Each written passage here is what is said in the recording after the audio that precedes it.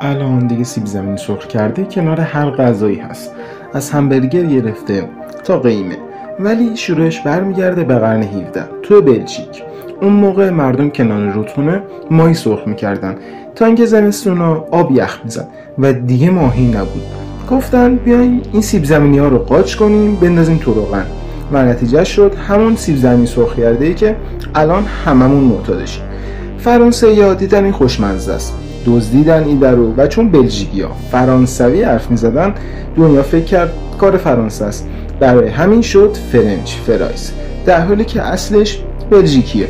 تو جنگ جهانی اول سربازای آمریکایی اونجا خوردنش و بردنش آمریکا.